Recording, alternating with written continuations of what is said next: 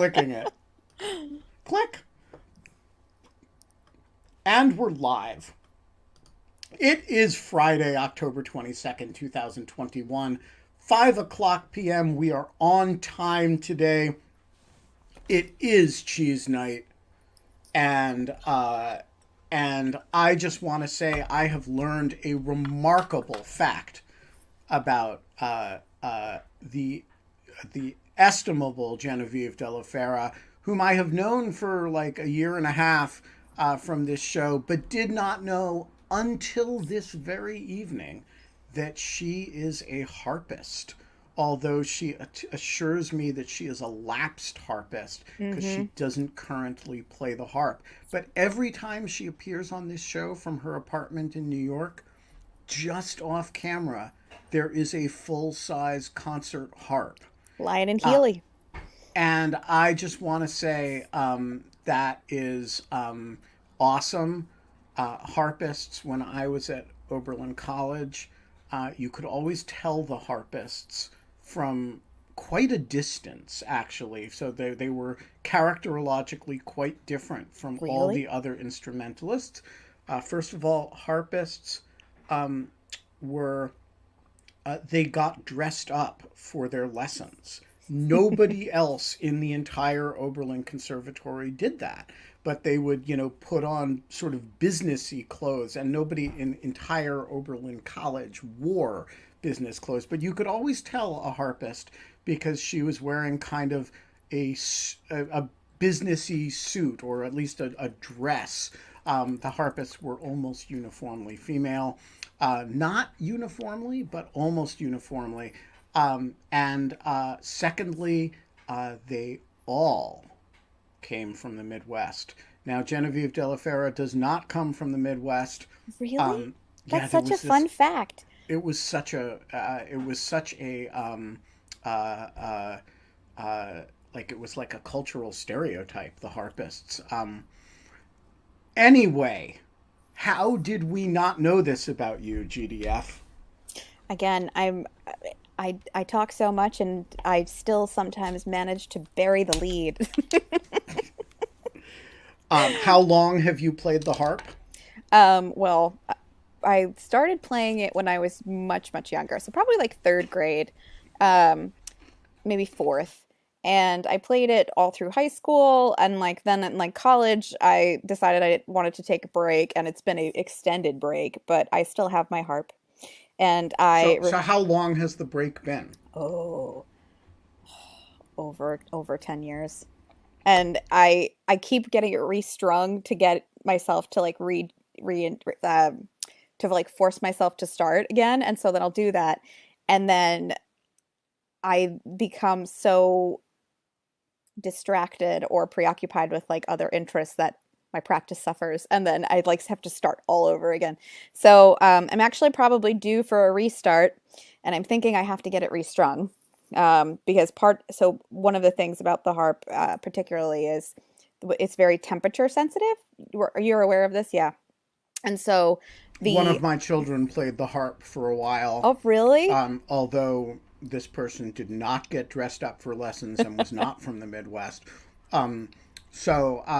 Yeah, I am familiar with the extreme idiosyncrasies and temperamentalism of the harp as an instrument. It is a diva instrument, that is for sure. And not the people who play it, but just the instrument itself requires all due respect. And so mine is somewhat resentful of the time that I've spent away from it and the temperature conditions it's had to live in. Steve, they're really not that difficult to keep in tune because you learn with a tuning key. And so one of the parts of your lessons is that you can teach yourself how to tune it, so that you usually tune it prior to playing it every time.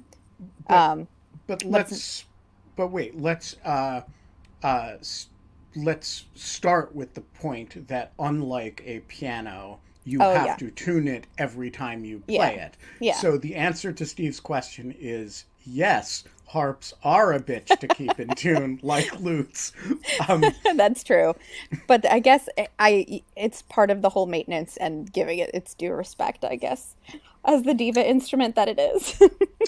We are not. So there is one instrument that I think rivals the harp for true diva status, and that is the bassoon, um, where the bassoonists I have known spend hours and hours and hours carving their own reeds and Wow.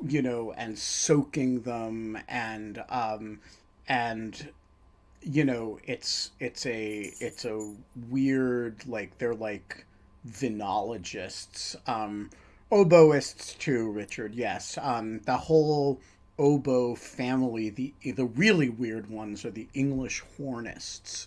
Really? Um, they're just like, if you like a mid-range oboe. Who plays the English horn? Um, Anyway, we are not allowed to have fun anymore, but we are allowed to have cheese night with newly outed harpists. Mm-hmm. Um, and yes, Anne Kornhauser, the French horn does rule, but it is not a particularly temperamental instrument. It's stable, and it is not double reeded, and it doesn't go out of tune. Every And time the weather blows west. Yes, Like, it's super solid. Yes, it is right, Christopher. It is temperamental as brass instruments go, but that's like saying it is temperamental, you know, as stolid Swedish stock goes. It's kind of um, the least temperamental group of instruments. All right. Um, I keep getting cinnamon on my face, so if you see that I start to have some kind of dark mark here, everyone, please don't think that I'm getting bruised or anything. Um, Evan, it Je- is. Oh, go ahead, Ben. no, no, please.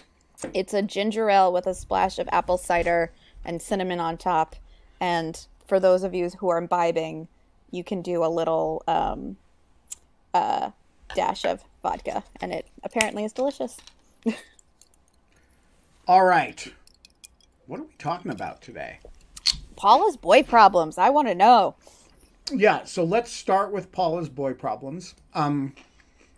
She's waived privilege, so let's bring her on to talk about it. Um, and then we're going to talk Al- about Alec Baldwin and killing people with what should be fake guns. oh, Paula, There's that a, expression makes me so concerned. That was my expression about the fake guns thing too, because I listen. This is so nerdy to like a podcast that like goes into background about the TV show The Office, and they talk about like the stuff that the work that goes into props, making props, and like seeing that story was quite shocking to me that like they gave an actor that kind of weapon.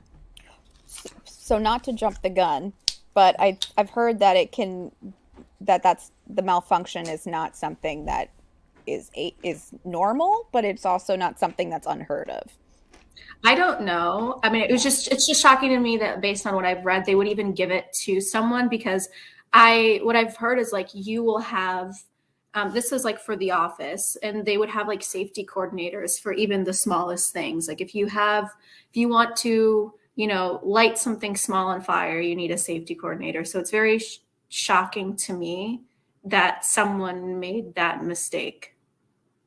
I agree. why does a stage prop need bullets? I mean, I don't. Why was it not just a fake gun with like something CGI'd in or like something like that? That's what I don't Well, understand. yeah, they've been using guns in movies since before CGI, but if you put a blank in a gun, it It was will before my. behave. It will behave. Yeah, I know that you didn't exist before CGI, but there's like, Rick in Casablanca kills Major Strasser. Major Strasser has been shot. Round up the usual suspects.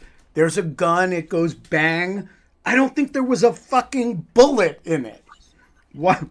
Like, whose idea was it that Alec Baldwin should be on a set with a gun with bullets in it? I thought that blanks were just bullets with the caps, like without the part in the nose. Is that incorrect? I don't know anything about guns. it's all the explosives and no projectile. Yeah. So I guess like what I the mean, the, the the real casing itself question. got mangled.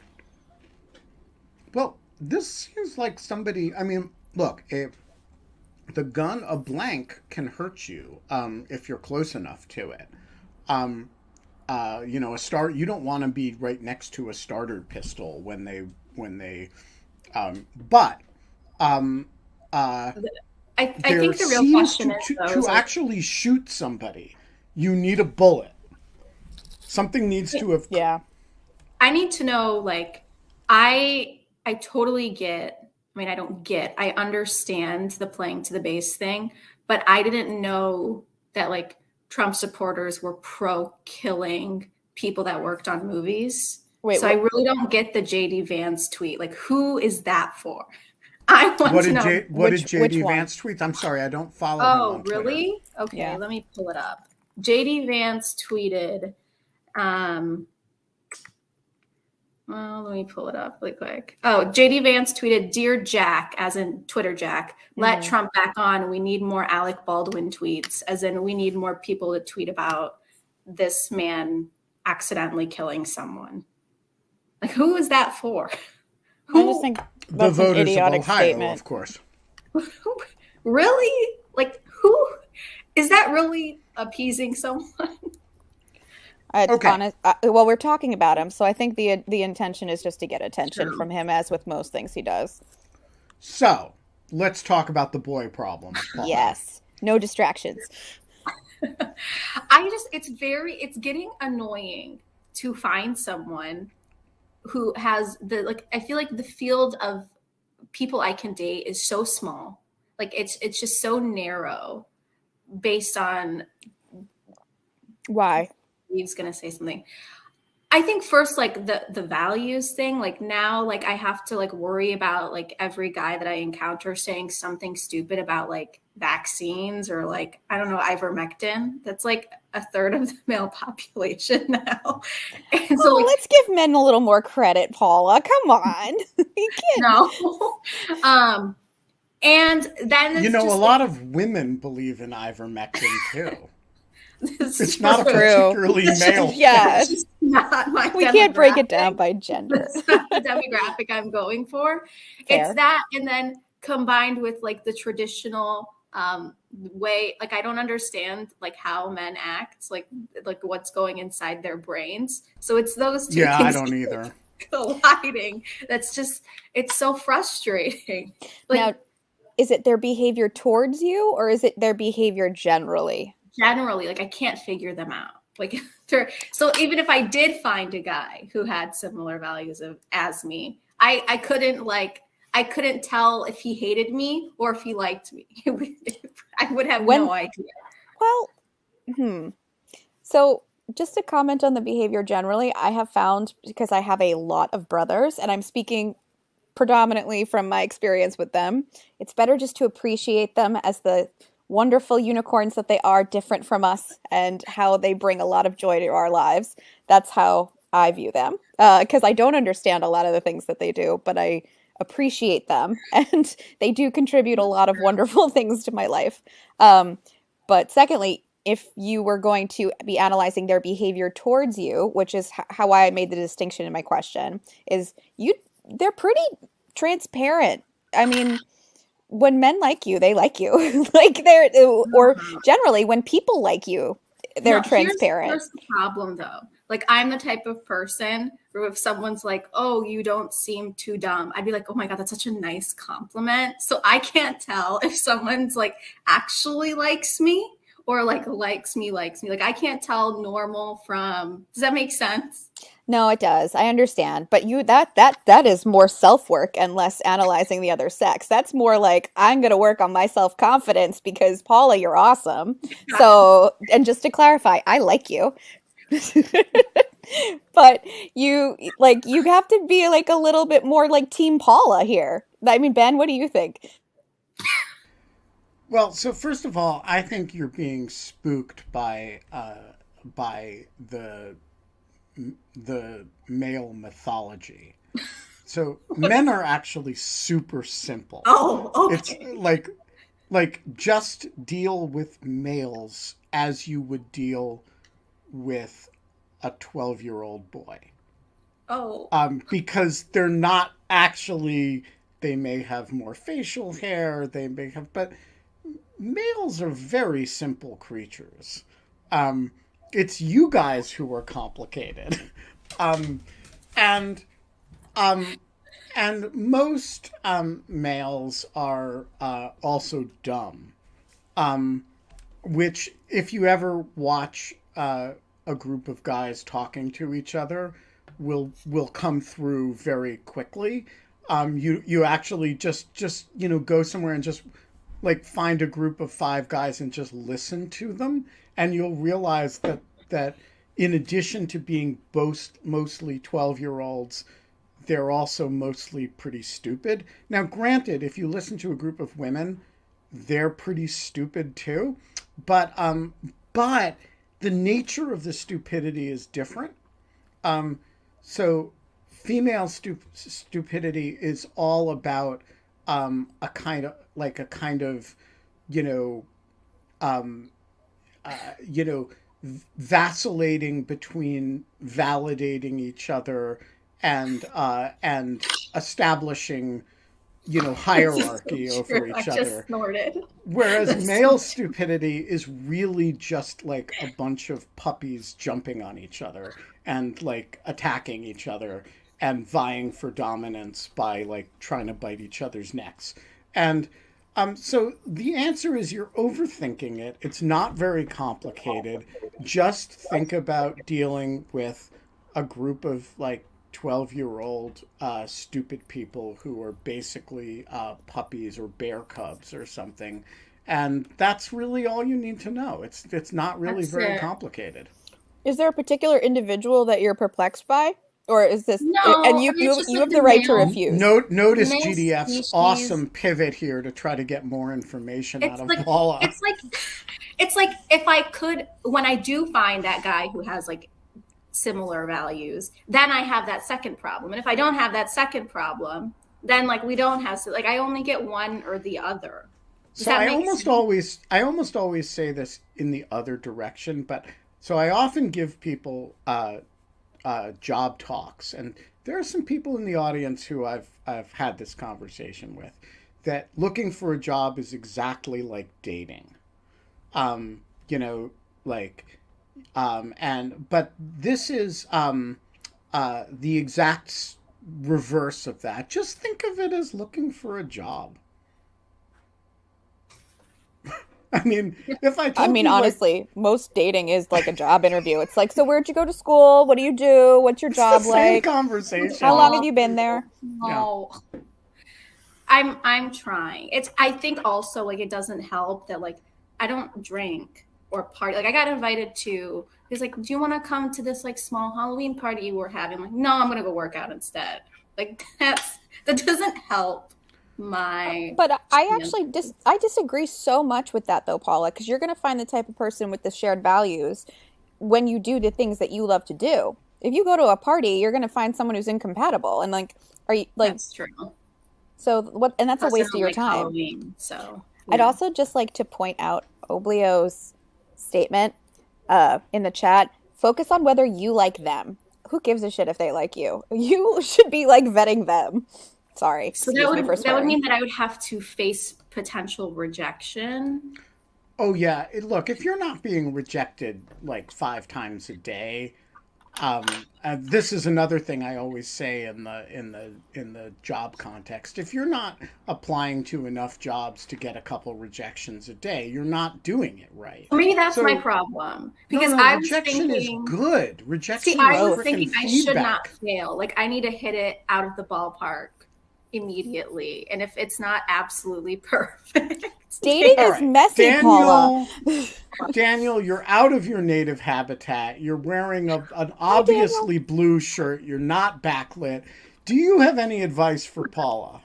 dear I God. would I would just say I think Genevieve was getting spot on advice. So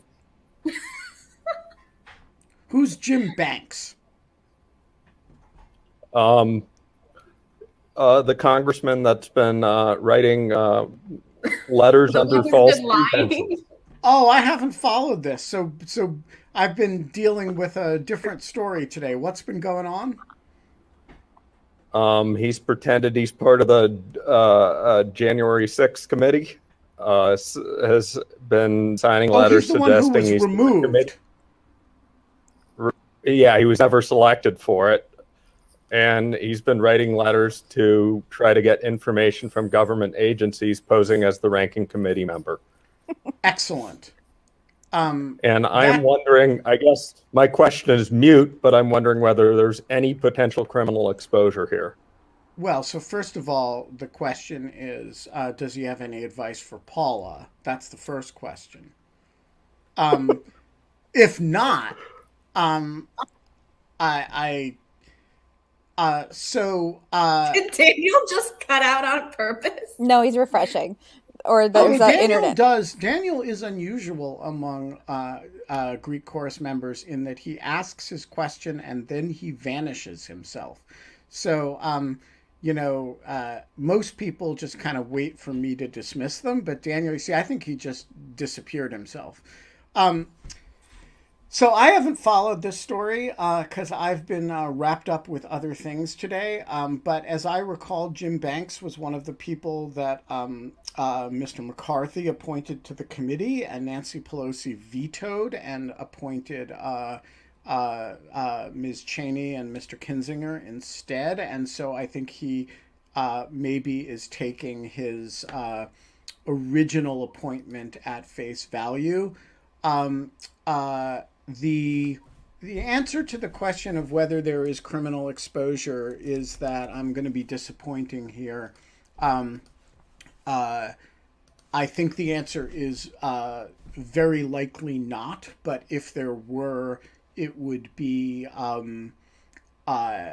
extremely fact dependent. So here are some situations that could convey criminal exposure. If he were representing himself as the ranking member of the committee and somehow monetizing that could be a fraud, right?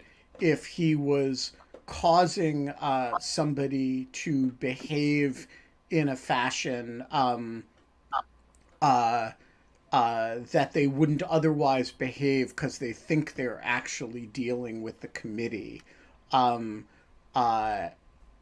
I think since you're probably dealing with people who are represented by counsel and who are probably, maybe federal agencies or whatever, I think the likelihood that you would actually end up in a situation.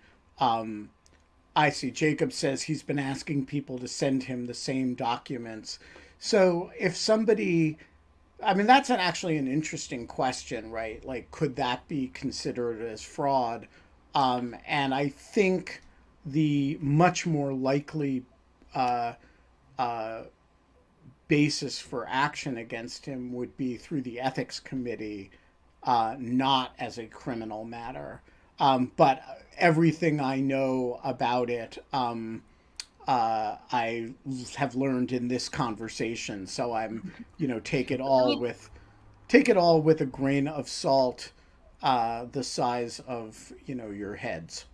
Can I piggyback wedge of cheese off of that? Speaking of being held in criminal contempt, maybe I missed it on like a Lawfare podcast, so I apologize. But what really happens with Steve Bannon? What does that really mean?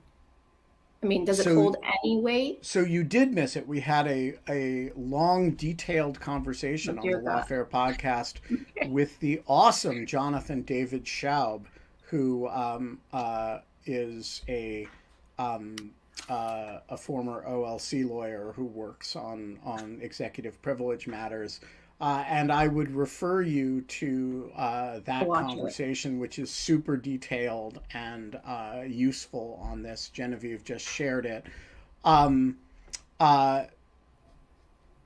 just want to say Lisa just shared some really great dating advice, which was don't date people like Steve Bannon. That's right. We try on the French Village podcast to include relationship advice in each episode because, like not dating the SS guy is generally good dating advice. I mean, a lot of people in the show seem to have trouble with that one. Same principle But applies here. yeah, like just Literally. don't date Steve Bannon or Jim Banks. That's right. All right, Paula, you're a great American for humoring us with. Thank you for calling me an American. You're a great Lebanese American, even if you did not grow up speaking Arabic at home, except by watching television shows. All right, we have others who want to get in. We have, a bunch of them seem to be Christopher. We have Dr. Doom. Christopher Hey, Chris. Argyris, the floor is yours. All right. I'm going to combine my two questions and say, of course, as a Brit as an American in the UK, I often encounter, and I'm always interested in the difference between the two languages. And speaking of jobs, I was interested in the American interpretation, if you share my disgust at the standard British phrase of email or job rejections, where they say, "You have not been successful." I kind of like it. Yeah, and I feel like, I don't know, am I, if I explain like the difference in like the way like Americans would handle it, am I being like too much of a snowflake to say that like that sounds to that would sound to an American or other people that it's making like a judgment beyond your this particular job that you're applying for? And the other thing I wanted to ask is, how did you two meet your spouses, so we can if that's a story you want to share on in lieu of fun. Well, she sent me a letter that said, "You have not been successful." And I sent him a letter, "You have not been successful, try again." No, Tammy and I met in college. Andrew and I also met in college. Okay. But Boring. yeah. Yeah. So I mean, am I making too much of this, like a distinction without a difference, or something with this language about you have not been successful? Ben, do you want to go first? So, I find a lot of Britishisms peculiar in an off-putting kind of way, and what's that? Like the food, like blood pudding and haggis. Oh no! I mean Britishisms in language. I'm like sure. there is a, and I'm sure there's a million Americanisms that a reasonable Brit finds off-putting. I don't know, like. I think it is because they're idioms that are like that we understand syntactically. So unlike Russian idioms, they're pronounced in English, so they don't feel distant, but they do feel culturally distanced. Like that's something I would never write to somebody. "You have not been successful," when rejecting them for a job.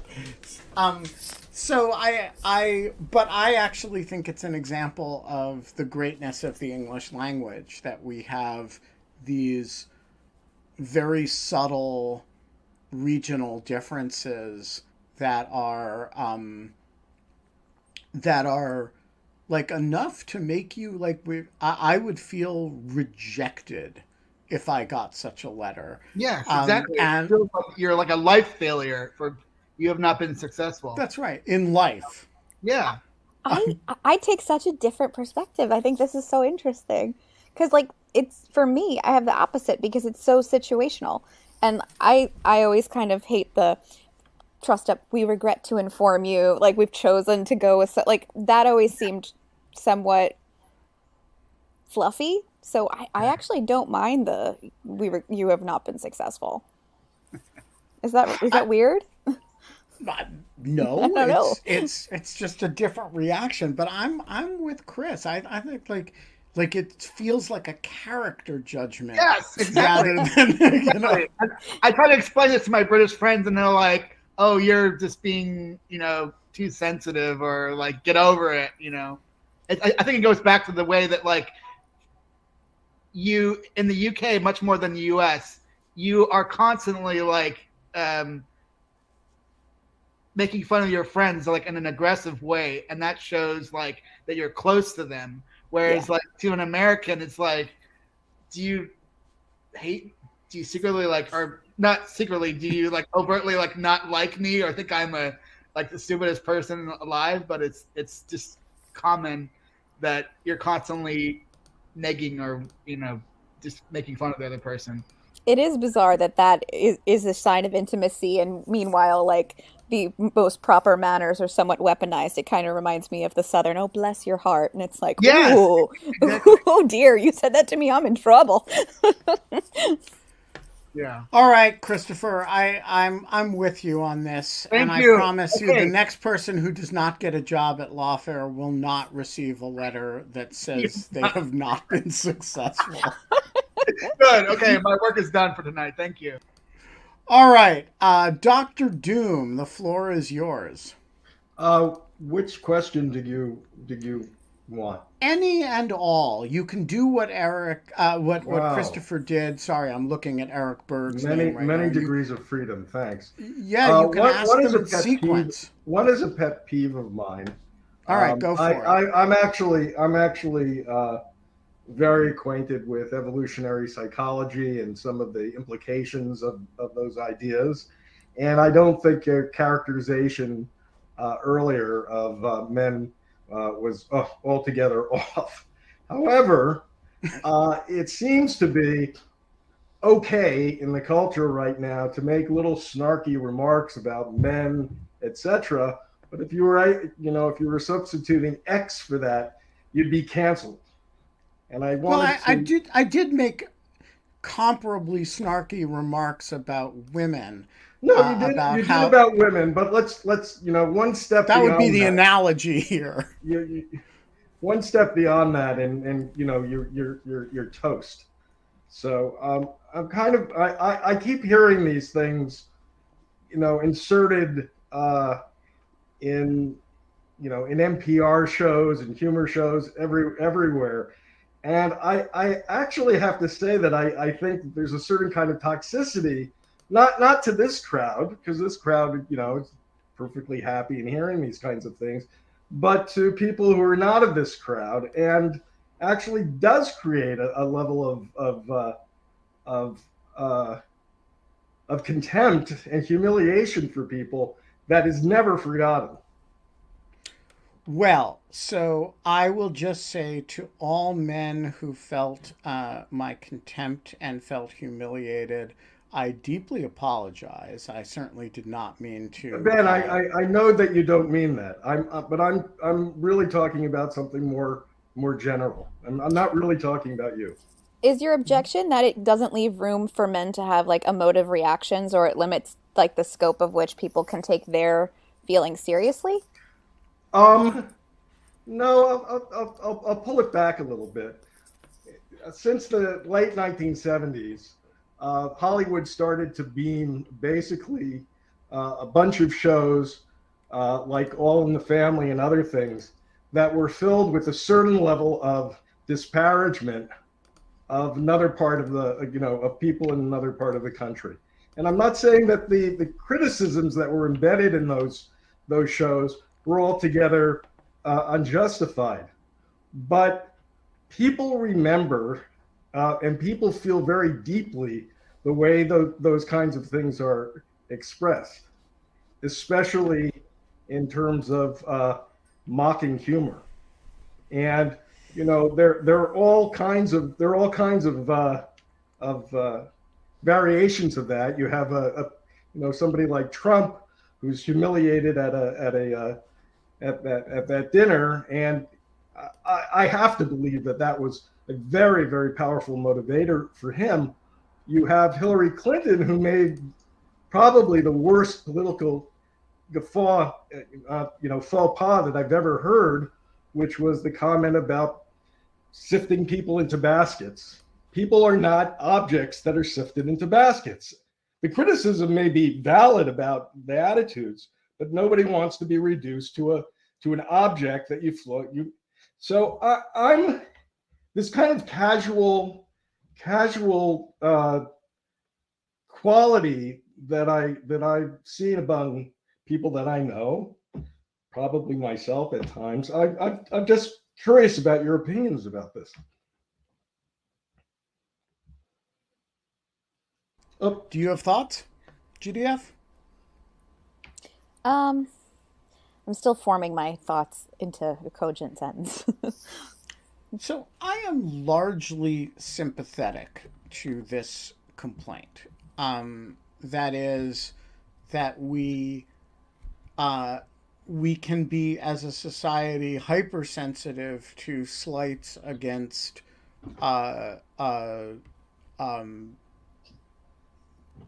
you know, traditionally disadvantaged groups, and gleeful about disparaging majority culture, whether it's white people, Christianity, in this case, men, and that there is a dissonance between our attitudes toward that in popular culture, in media, and I'm largely sympathetic to Dr. Doom's point. That said, I also think that there is, to some degree, a bit of inevitability about that. That if you think about where a huge amount of comedy comes from the outsider poking fun at the mainstream. And, you know, that's Lenny Bruce or Richard Pryor or like, you know, why are so many great comedians Canadian, right? These are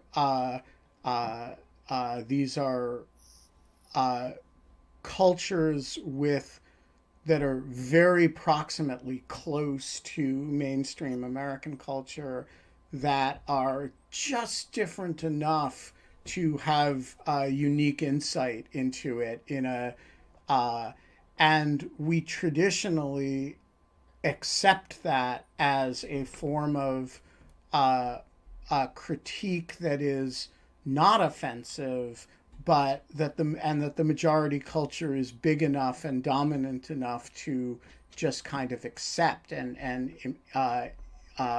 internalize. Whereas there's a real sense, if you reverse that, of punching down, which is less true if Americans joke about Canadians, but I think it's a. So I share your sense that our tolerance for certain aspects of it is a little bit out of whack right now. I also think that it is a idea with a long pedigree, and that I wouldn't throw the whole thing out and say we expect we expect people to talk about different groups in necessarily exactly the same way. Well, I don't, and but this is just an observation in terms of how I see people reacting, especially when there's loss of status. So you've talked about the majority culture, but actually they're different majority cultures until probably probably 67, I'm not sure that I would have been characterized as white, actually. I think the Six-Day War probably had a big effect on the perception of who American Jews were. But we have a large group of people who feel, justified or not, of status panic and other things, and the characterization of when you really do feel you're truly dominant and you're the king of the hill. Okay, these jokes wash over you, but when you're beginning to feel maybe I'm not the king of the hill, they become less funny. I don't know. I agree with that. I think that, the societal response to Richard Pryor and Lenny Bruce was different. I think today MAGA culture would regard them as highly offensive, whereas I don't think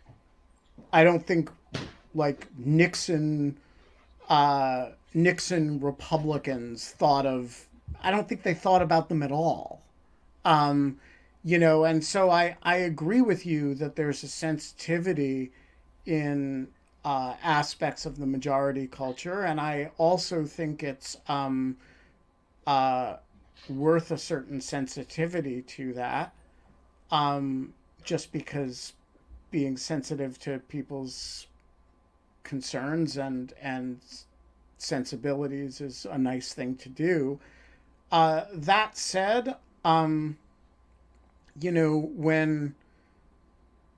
when somebody shows up on the show and says, I'm having boy troubles, I'm not going to resist the, hey, men suck and they're simple beasts joke. That's just asking a lot of it me, is hard. Doctor. It is a wind up, softball pitch. It's like a freaking grapefruit-sized brutal. hanging curveball. And, you bring her on knowing that she's throwing you that curveball, and you want me to pass that shit up? I can't do that. I empathize with your point of view. We're pretty tough here in Latveria too. So all right, man. All Good right. talking with you. All right. Eric Berg, who is not in Latveria, who is in Idaho. This is true. Where's yours? I was going to see what is some of your guys' favorite. I'm saying this because it's raining outside, and anything I want to do outside today has been taken off to do other things. So what's your favorite, books, media, musicals, movies, shows that you like in the fall season? Ooh. GDF? Fall culture? Well, I've been watching a lot of the Great British Baking Show because I find it to be especially joyful, and when you think of competition shows, so often it's negative, and it's just such a lovely community that it makes me feel really optimistic about everything in humanity. And so, especially as we lead into some elections, I find that I like to focus on media that's slightly more optimistic. And then I've been listening to a lot of audiobooks because my hands are a little occupied most of the time. And I'm currently listening to, Scott had recommended this, The Cheese and the Worms. So... What's that? I just started it, but it's a book by, hold on, I'll tell you. It's by Carlo Ginzburg, and it is, I don't want to play it, The Cosmos of a 16th Century Miller. And it had gotten brought up on a previous show, and it was on my list of things to read, so that's what I'm currently doing. Ben? Interesting. What is your favorite fall cultural items, Mr. Berg? So I was thinking about this. One is about this time of year, Alan Parsons Project's Tales of Mystery and Intrigue, the album he did about where all the songs are based on Edgar Allan Poe, is constantly on. And then I ran into a couple shows. There's one called Owl House, which is fun. It's a animated show, but it's got a lot of kind of Halloween fall nature. And then if you're just in like a complete and utter like the creep and decay of fall, Invader Zim is always a good decision. And the Halloween episode of that is one of my favorites. It has a priceless line of one of the kids going to his teacher saying, "The horrible, horrible visions." And she just says, "It's called life, Dib." And it's perfect. Well, I am having trouble thinking of explicitly fall culture right now, but I will say that I'm watching a show on Netflix that is uh, bizarre and peculiar. It is a German television show called Dark. Has anybody seen this? I saw it on it was recommended to me, but I haven't seen. What you? I Oh, haven't seen it yet. we have we have background noise. Yes, Um, he's getting changed. Gotcha. So, dark is I don't think it's fall culture really exactly. It's it's fascinating, in a really unpleasant kind of way. And it is about the disappearance of children in a wooded German town, um, and uh, and I haven't quite figured out what it's really about. Yes, it is also, Dave, about a time traveling cave, which is involved in the disappearance of the children, um, and um, and it's about growing up with people who you don't know are your parents because they were kidnapped as small children and moved back in time and turned out to be your parents. It's really odd, and quite well done. And I don't think it has anything particularly to do with the fall, but it's what I'm thinking about right now because I've been watching it. I have that same thing with the Count de Monte Cristo. Like for some reason, it has no connection to fall whatsoever. But like the musical soundtrack goes on. The There's a show which is an animated version of it called Gengetsuo that's excellent. I don't know why. It's just fall to me and revenge. All right. Well, excellent. Richard Wattenbarger, I've talked to you a fair bit today I just on this particular medium, and this is now the third or fourth time. yeah, you can't shake me, can you? Can't get rid of you. And he never would want to. So people will notice the fan is not spinning. It's This true. is What do you think of making fun of men? oh well, we had it coming for a couple of million years. So Particularly Bruckner. all right, okay. So, I'm not that sensitive about Bruckner. I just, so, um, hey, I was just curious, since you both have a past playing instruments, if you had any, and were pretty serious about it, if you have any particularly memorable moments that that stick with you. So that was really fun. That was so great. I wish I could do that more, or something like that. That's an interesting question. Do you have any particularly memorable playing moments, GDF? I do. I had worked on a piece, I can't remember what it was, but I was so proud to play it for my grandfather, and he cried when I played it. And so that was the moment that has stuck out to me the most. So the I'd have to think about this for but the moment that I'm thinking of took place at a youth orchestra, probably when I was 16 or 17, and I had I'd had an injury that eventually stopped me from playing altogether, but I hadn't played in quite a while. And when I showed up to this orchestra, people who could actually play the French horn were in quite high demand, and so I used to, at that time would just like people would call me and say, "Hey, can you come play with X and such?" And I would, sort of show up. And this group was playing Beethoven's Eighth, which has an amazing horn part in the third movement. And I showed up and I was the only horn. And the trouble is that the two, it's actually a horn duet for first and second horn. And when I walked in, the conductor, who was this Russian guy, and improbably named Slava, which is also the nickname of Rostropovich, who was then the conductor of the National Symphony, and this was not Rostropovich, but he was nicknamed Slava, and he asked me to play something for him so he could just tell if I should be part of this group or not. And I explained to him that I had had an injury and I needed to warm up, and I was like really had not played in a few weeks, and he insisted. And so I played something, and it was just awful, and he was quite disgusted with me and sort of allowed me to stay for the rehearsal.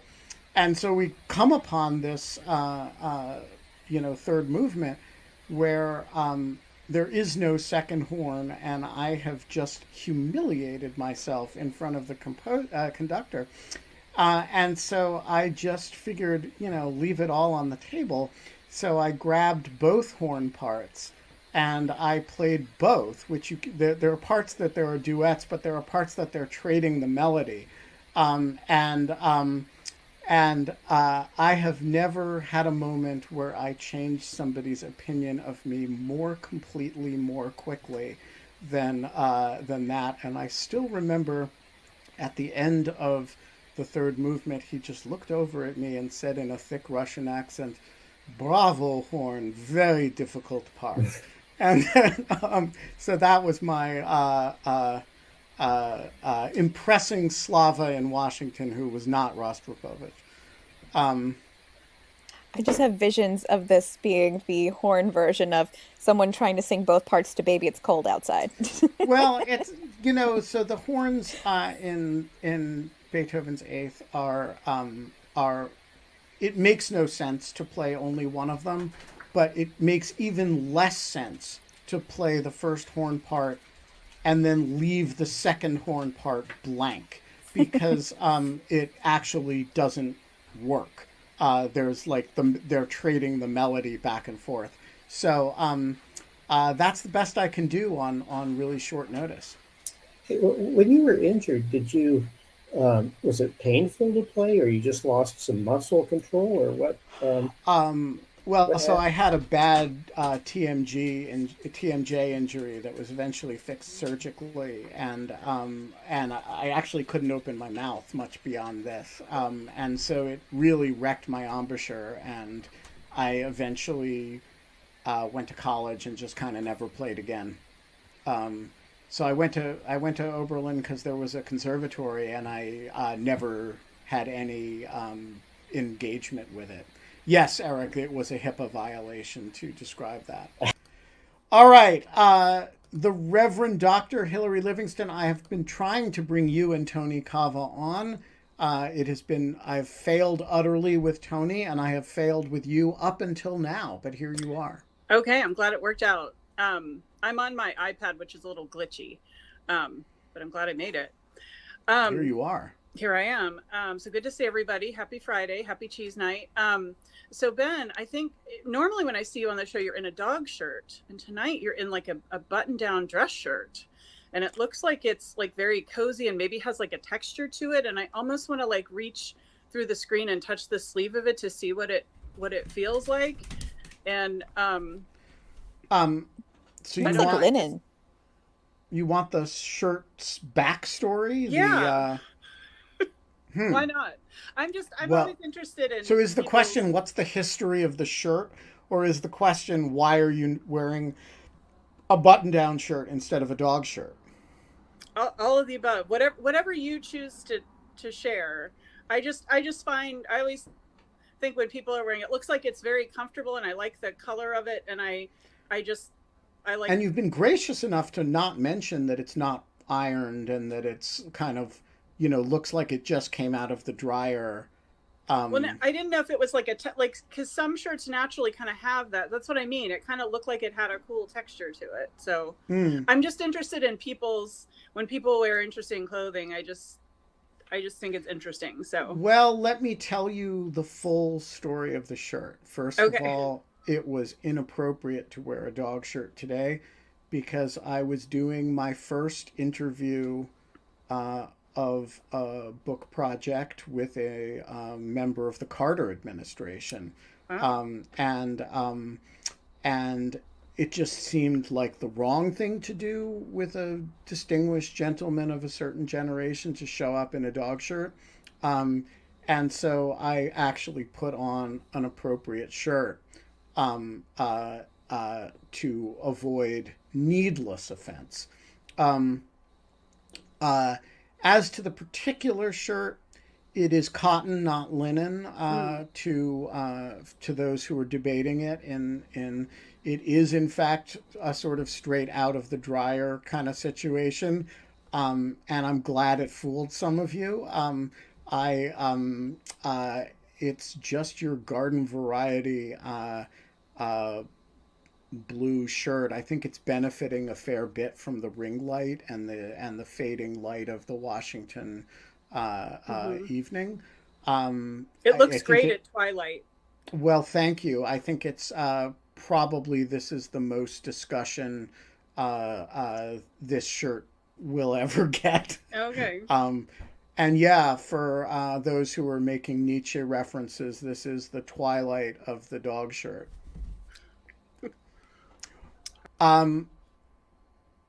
GDF. Should we bring on one more? Give Tony Cava one more question. We should just. He says, "I want to date Steve Miller. Any advice?" Do you have any advice for? Are you on speaking terms? I think it was a reference to the don't date the SS guys. I do too. Yeah. I don't know. Isn't there a musician who's Steve Miller?